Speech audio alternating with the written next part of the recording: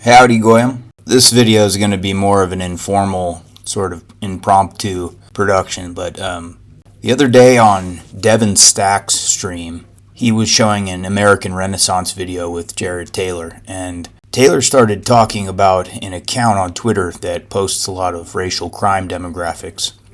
The charts that this Twitter account produces are based on FBI crime statistics, and they serve to illustrate the pretty overwhelming disparities in crime between racial groups in the U.S. And Taylor was talking about the chart that this person produced showing murder statistics in particular.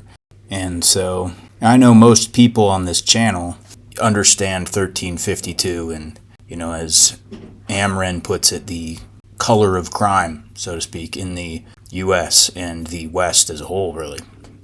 So, this kind of seems like low-hanging fruit to me. But I just wanted to clarify something about the FBI crime statistics that I don't think a lot of people really consider. So first off, I would refer you to a video I made a pretty long time ago now that proves that the FBI takes probably around 90% of the crime committed by Hispanics and adds them into the white racial category on their table 43 statistics, which show racial murder statistics in the U.S. The federal government, of course, knows the difference between a white heritage American and a mestizo from Mexico or Guatemala or something, but because they don't consider Hispanic to be a race, law enforcement officials don't have that option when they're recording the race of the arrestee.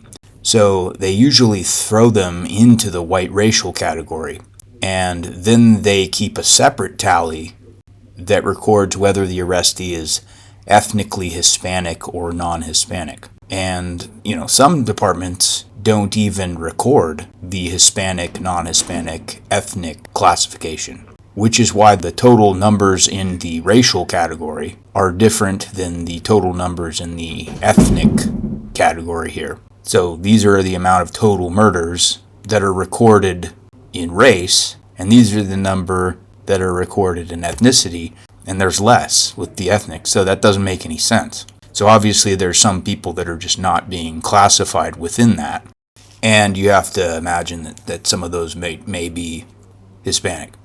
But, law enforcement officials, they need to put something for race. And more often than not, they'll put either white or biracial for a Hispanic. There are other aspects, though, of the FBI crime statistics that can be misleading as well. And I rarely see anybody actually considering this. And so when you acknowledge these additional factors, the reality of this blight of non-white crime in the U.S. becomes even more disturbing and infuriating. And so let's break this down, sort of. This is the main point that I'm trying to make. All that the FBI's Table 43 really shows are arrests, right? So first off, not every agency reports every single arrest for murder to the FBI. So this is a database, and departments, usually through their policy, are required to report these things to the FBI. But we all know that even if something's supposed to be done through policy, that doesn't mean that every single crime is going to be reported to the FBI by every single police department or sheriff's office in the United States. And we know that the busiest police departments are the most corrupt, and they screw up their paperwork the most often. And guess where the busiest police departments are? In the inner cities. And guess what kinds of demographics that they're reporting generally for these crimes in big cities? Well, you can put two and two together there. So surely some fall through the cracks and are unaccounted for. Now, secondly, there are cases where someone gets arrested for a crime, but they aren't convicted due to a lack of evidence or some other factor. This is really pretty rare for murder, but since we're theoretically innocent until proven guilty in this country, to look at arrest statistics as the same as conviction statistics is pretty disingenuous from an academic or an intellectual point of view. So next, you kind of have to consider that when a person gets murdered and the police can't identify or locate the suspect, no arrest is ever made on that suspect, and thus those murders are not accounted for in this database. So we're not looking at all the murders in the United States, we're just looking at the murders that have resulted in the arrest of a suspect. So most of us know that most murder in the U.S. tends to be intraracial instead of interracial. So in other words, black people mostly kill other black people, and white people mostly kill other white people. And while blacks kill several times more white people than the other way around, about 90% of the people that blacks are proven to have murdered are other blacks. So it stands to reason that you could extrapolate and assume that about 90% of the people that blacks murder overall, whether they get caught for it or not, are other blacks. So now consider that an estimated 51% of all murders involving a black victim are never solved. And that's nationwide. And so when you consider that 90% of those black victims were murdered by another black person, this means that close to half of the time a black person murders someone, they get away with it. And these murders don't tend to be complex or really well executed murders. They're usually really simplistic and crude and result from some kind of lack of impulse control, some kind of gang violence, or just a random slight. So in other words, they're not really difficult murders to solve, and yet most of them aren't solved. So you'll see sympathizers always crying about the fact that so few of the people who murder black people get caught, and for good reason, I guess, but these sympathizers never blame the people who are actually responsible.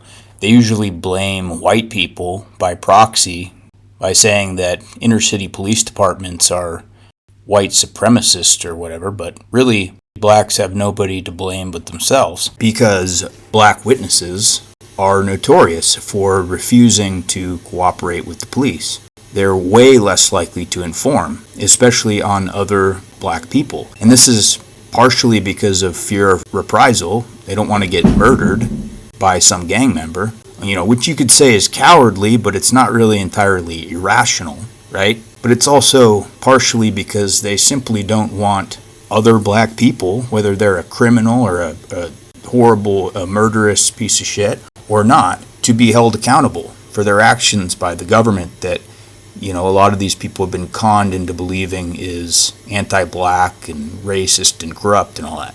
So no matter how heinous the crime was that was committed, a lot of times they just won't turn in the murderer. So only like 49% of murders involving a black victim are ever solved, but with murders involving a white person, 67% are solved. What this means is pretty simple. White people who commit murder get arrested for the crime more often. Almost half of all black murderers don't even end up on Table 43 of the FBI's crime statistics. And if they were, the amount of murder would be close to twice as much in total. So as it stands right now, even with the underrepresented figures, about 1 in every 1,000 black males ages 15 to 64 has been arrested for murder. But if all black murderers were arrested, that figure would probably be closer to like 1 in every 500. And yet, even though this figure is embarrassing, it's not really surprising to anybody who's paying attention. I honestly thought it would be even more. But then again, we're only talking about murder here, not crime in general. But Either way, this is a significant inaccuracy in the FBI crime statistics, and these statistics are constantly used to illustrate this disconcerting disparity in crime demographics by people in our circles, but nobody ever seems to ever talk about it. So I just wanted to put that bit of information out, and that's it for this video. Take it easy, Graham.